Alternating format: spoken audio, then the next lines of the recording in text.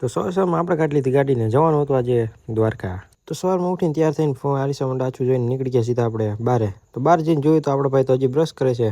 પછી નીકળી ગયો તો દ્વારકા જવા માટે. તો ચલો ધીમે ધીમે આગળ મળતો જાઉં. તો હોળીના છે થોડાક દિવસ જ આડા ને જાય છે બધા પગયાત્રી હાલીને દ્વારકા.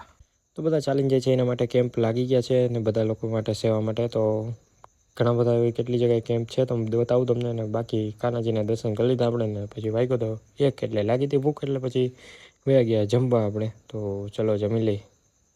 તો પછી આપણે જમીન આગળ નીકળી ગયા તો રસ્તામાં જડી ગયા આપણે જોકરભાઈ.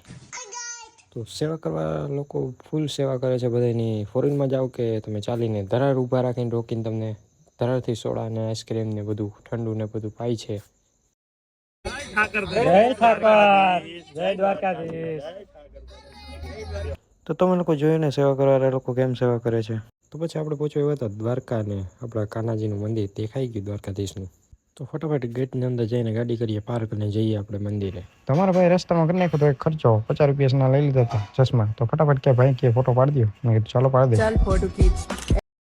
તો પછી આપણે પહોંચી ગયા હતા મંદિરે. તો ફટાફટ હું દર્શન કરી આવું અંદર અને તમે ત્યાં બહારથી નીકળ્યો કેમ કે ફોન અંદર લઈ જવા દેશે નહીં. તો ચલો હવે દર્શન કરીને મળું. 20 minutes later. તો પછી દર્શન કરીને બહાર નીકળી ગયા હતા ને અહીંથી જવું છે હવે શિવરાજપુર બીચે. તો ચલો ફટાફટ જઈએ. તો પછી આવી ગયા હતા આપણે શિવરાજપુર બીચે અને અમારા ભાઈ નીકળી ગયા સીધા નાવા. તો હવે થોડાક ફટાફટ ફોટોસ ક્લિક કરી લઈને પછી નીકળીએ. ચલો. તો પછી બીચેથી નીકળી ગયા હતા ઘરે જવા માટે.